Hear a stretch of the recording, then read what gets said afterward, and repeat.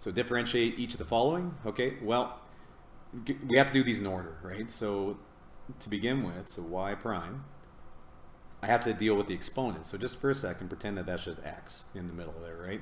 So this is, just bring down the 4, so 4 times, and then just leave whatever's inside. So that's still just the natural log of x, and then to the power of 3. And then now I'm taking the derivative of the inside. So the derivative of the natural log of x is just 1 over x. So then that's just 4 times the natural log of x cubed all over x. Okay. Now, this one looks the same, but it's not, right? Where the brackets were mattered, because like notice in this one we had to do the chain, we had to chain rule the 4 down first, right? And then take the derivative of natural log. Now in this case, there's no brackets here, but there really are. There's actually implied brackets right there, right? We're taking the natural log of x to the power of 4. So we need to do the natural log part of this thing first, and then it'll be the x to the power of 4 will be our inside of our chain rule. So the derivative, so f prime of x is equal to, so then the derivative of that would just be 1 over x to the power of 4, okay? And then times the derivative of the inside. So then this would be just 4x to the 3. So then x to the 3 would cancel with everything but one of those x's down there. So we just get 4 over x. Now, while we're on this, I'm kind of jumping ahead a little bit, but we could have done this a little bit different too. If you remember with our log laws, do you remember that one where if we have log of some value to the power of 4 in this case, do you remember how we could just bring that guy down front?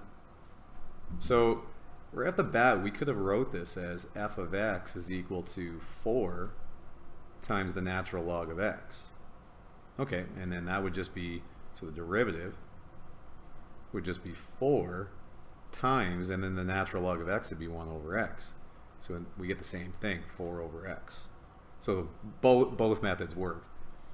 This one might be easier once we start getting used to our log laws again.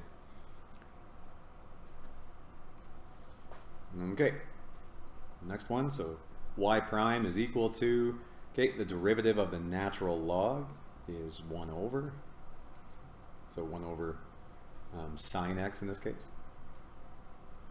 And then the derivative of the inside would be cos. So this is equal to cos x over sine x, also known as cotan x.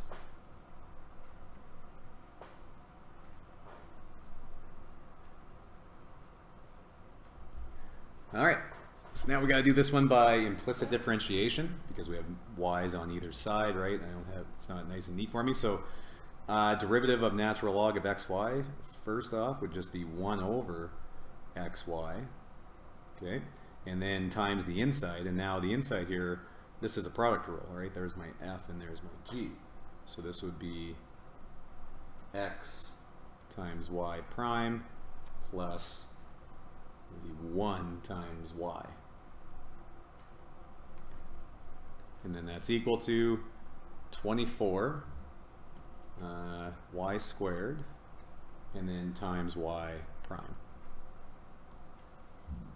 Okay, now I'm going to write this all over a common denominator here. So just same thing, I'm just going to write a little different. This would be x y prime plus y over xy is equal to 24 y squared y prime. Now I just did that so that I didn't even really need to do that step. Now I'm just going to move this one up to this side. So we've got xy prime plus y is equal to 24y cubed now, right? Y times that y squared, so y cubed. And there's also an x in there now. We'll put the x first. So xy cubed, and then there's also the y prime. Okay, now we want to get our y primes on the same side, so I'll move this chunk over to the right. So we've got y is equal to 24 x y cubed y prime minus x y prime. And then now I can factor out my y prime. So we got y is equal to, and then y prime, and then you're left with 24x times y cubed minus x. And then just divide both sides by that, so we get